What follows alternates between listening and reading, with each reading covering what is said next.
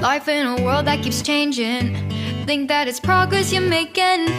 Copy and paste pretty faces all the time. Pictures so perfect we play.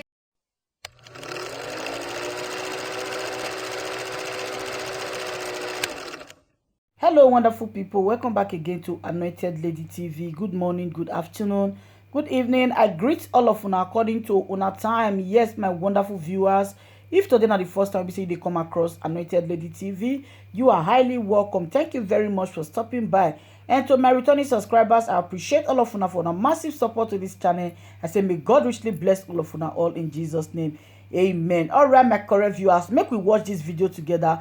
Drop your opinion for the comment section. I beg, also like our video and also share our video. God bless you for doing that. Bye for now. Share this video. This video is for Southeast governors. Ndagari Enugu State mbochi agaba no sina ha bandoro ndị Ipob and the rest of the Biafran agitation. I'm too well na the only thing that binds these Southeast governors together, YPOB. These people are not together. The only thing that binds them together is whenever they want to come together and they talk against Mazen Namdekano and they condemn their own brothers. That is the only thing that binds them together. But I want them to see this video and receive small sense. Unufrotune nation na Enugu States na condemn unu before ndem bozo. No topic before them balls or as an Igbos are not together, Igbos are not united. All here in Enugu State. You want the Federal Republic of the Zoo called Nigeria, the president, the bold enough, say that an attack against Boko Haram is an attack against the North. Up till now, they don't believe that Fulani herdsmen are terrorist organization. The same Fulani herdsmen non-Ebonyi State terrorizing them mother. The people that owns that herdsmen don't want to see them as terrorist organization. But you people on Enugu, they prescribe your own brothers. They disown your own brothers publicly. Shame on all of you. Including that one Snokan president. Nana he wopem Kembowa. Ona he wopem. You know we no konyen so holy weche. Opo ponko. Ona konyen so any ego buba. The hottest part of hellfire awaits you. The hottest part of hellfire. The hottest part of hellfire awaits you. But they are killing people. They are killing Christians. You are but last you want to go to heaven owned by your grandfather. God will shock all of you at the last day. This is the basis of equality. Do you see the reason why they cannot even condemn their own brothers? Not even on newspaper. They don't have a leader now. They're not a terrorist organization. They are just herdsmen and bandits. Till now, they don't believe that they are a terrorist organization. But if the busy assemble, not now condemn your own. You are disowning them. You are disowning them. When you disown them and when you don't disown them, one now wolf here. Those people you are disowning, are you not owing their mothers? Are you not banking their public funds abroad? Are you not training your children abroad with their money? The light you sit in Obodo when kitty, you are disowning them. We disown her, it is still the same thing because they have already disowned you. Governors, they have disowned you. They are not seeing you people as their leader. That is the reason why somebody gets somewhere in the world. Nobody knows even the country he is. Yet he gets it at home. Everybody obey. Obey.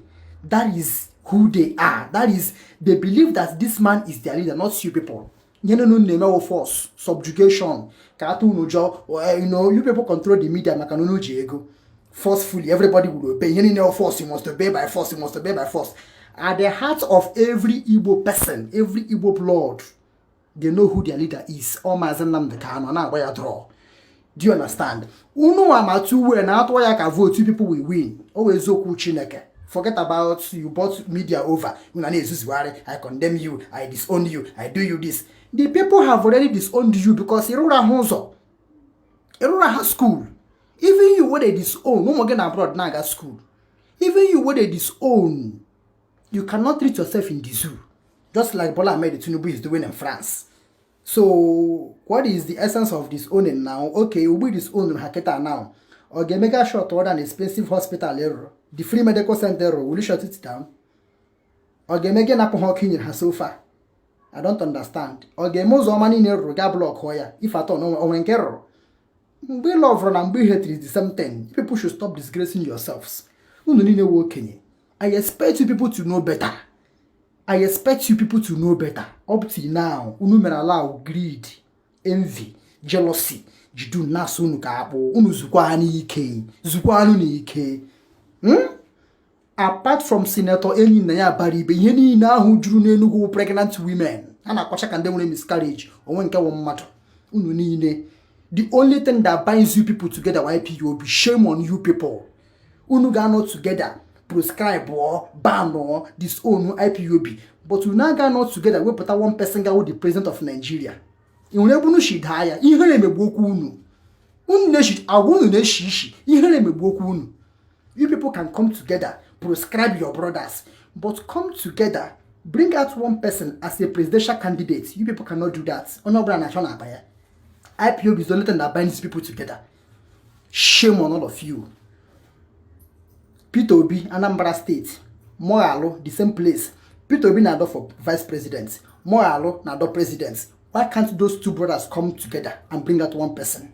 Typical example. Ihere me boku nunine, ndara, black people. Karatu nune shishi. You people stinks. You people are now together in Enugu. 2023 rule now. From somebody from Ipob State can natural president. Somebody from Enugu can natural president. Somebody from Ipob can natural president. But if people are together, the only time people come together when it comes to IPOB matter, una dey together prescribe. But when it comes to bring out one person that will be the president of that zoo, unu ni na base to your tent. Chowazo no ga wuzi. All my party member. Ihere me bu okwu unu ni ne. Ali Igbo ga su n'ọdụ. Munu. Ehuru unu ni ne na-ekwughari ka ndị ririri na jiduru unu na-ata ha afụfụ because of power and politics. Ndị mbụ na ndị egede ndị ochie Igbo ga-asụrụ unu n'ọdụ, sụ unu n'ọdụ. Ndị ara in disown ha.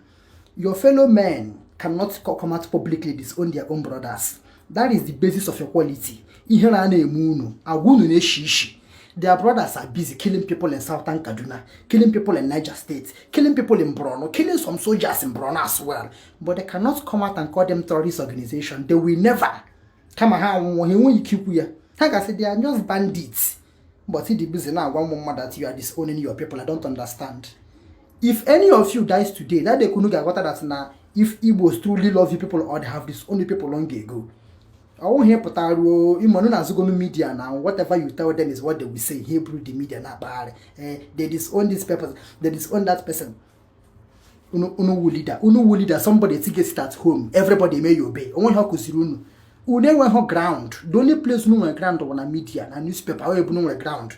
As long as Igbo is concerned, une went ground. That is the simple truth.